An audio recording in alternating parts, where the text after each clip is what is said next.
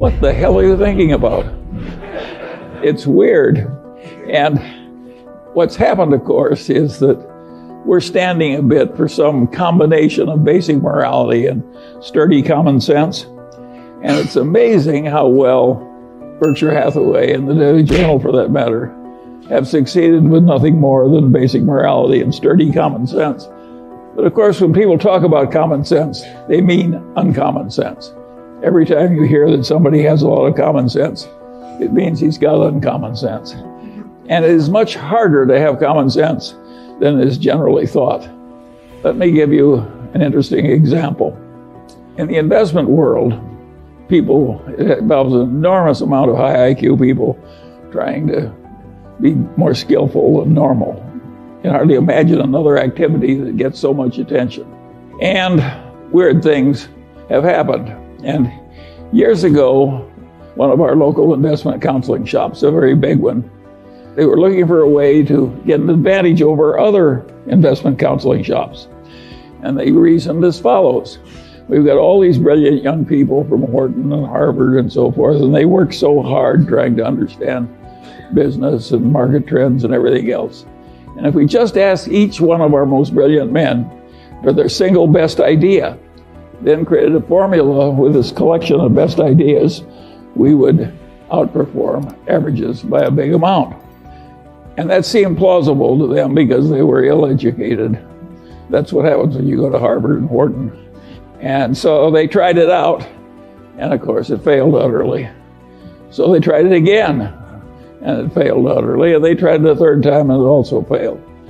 And of course what they were looking for is the equivalent of the alchemists of centuries ago who wanted to turn lead into gold. They thought if you could just buy a lot of lead and wave your magic wand over it and turn it into gold, that would be a good way to make money. This counseling shop was looking for the equivalent of turning lead into gold, and of course it didn't work. I could have told them, but they didn't ask me. Now, the interesting thing about this situation is that this is a very intelligent group of people that's come from all over the world. You've even got a lot of bright people from China, where people tend to average out a little smarter. And the issue is very simple. It's a simple question. Why did that plausible idea fail? Just think about it for a minute. You've all been to fancy educational institutions. I'll bet you there's hardly one in the audience who knows why that thing failed. That's a pretty ridiculous demonstration I'm making. How can you not know that? It's one of the main activity of America. It's an obvious and important failure. Surely we can explain it.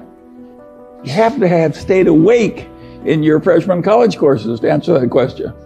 But if you ask that question at a Department of Finance, at a leading place, the professors wouldn't answer it right. Now I'm going to leave you that question because I want you perplexed. But that's one you should be able to answer. It shows how hard it is to be rational on something very simple. How hard it is, how many kind of crazy ideas people have and they don't work. You don't even know why they don't work, even though it's perfectly obvious if you've been properly educated. And by the way, my definition of being properly educated is being right when the professor is wrong. Anybody can spit back what the professor tells you. The trick is to know when he's right and when he's wrong. That's the properly educated person. And of course, they're frequently wrong, particularly in the soft sciences. In fact, if you look at a modern elite institution, it's fair to say that a lot of the faculty are a little crazy. It's so left-wing now in the humanities, and it's very peculiar. That's another thing. Why should 90% of the college professors in the humanities be very left-wing? I leave that question for you too. But it happens. Now, a place like Berkshire Hathaway or even the Daily Journal, we've done better than average. And now there's a question, why has that happened? And the answer is pretty simple. We tried to do less. We never had the illusion we could just hire a bunch of bright young people and they would know more than anybody about canned soup and aerospace and utilities and so on and so on and so on. We never had that dream. We never thought we could get really useful information on all subjects, like Jen Kramer pretends to have. And we always realized that if we worked very hard, we could find a few things where we were right. and that a few things were enough, and that was a reasonable expectation. That is a very different way to approach the process. And if you had asked Warren Buffett the same thing that this investment counseling did, give me your best idea this year, and you just followed Warren's best idea, you would find it worked beautifully. But he would, trying to know the whole, he would give you one or two stocks. He had more limited ambitions. I had a grandfather who was very useful to me, my mother's grandfather, and he was a pioneer, and he came out to Iowa with no money but youth and health, and took it away from the Indians. He fought in the Black Hawk, he was a captain in the Black Hawk Wars, and he stayed there, and he bought cheap land, and he was aggressive and intelligent and so forth, and eventually he was the richest man in the town and owned the bank, and highly regarded, in a huge family and a very happy life. He had the attitude, having come out to Iowa when the land was not much more than $1 an acre, and having stayed there until that black topsoil created a modern, rich civilization and some of the best land in the world. His attitude was that in a favored life like his, when you were located in the right place, you just got a few opportunities if you lived to be about 90. And the trick in coming out well was seizing a few opportunities that were your fair share that came along when they did.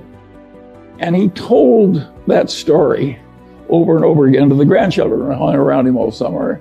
And my mother, who had no interest in money, remembered the story and told it to me. But I'm not my mother's natural imitator. And I knew Grandpa Hingham was right. And so I always knew from the very first, when I was a little boy, that the opportunities that were important that were going to come to me were few, and that the trick was to prepare myself for seizing the few that came. This is not the attitude they have at a big investment counseling thing. They think if they study a million things, they can know a million things. And of course, the result is almost nobody can outperform an index.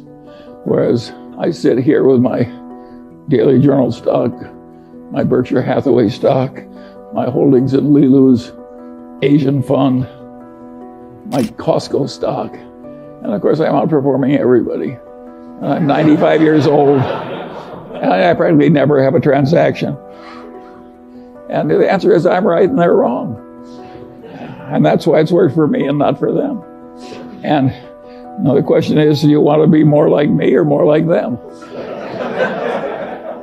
The idea of diversification makes sense to a point. If you don't know what you're doing and you want the standard result and not be embarrassed, well, of course, you can widely diversify.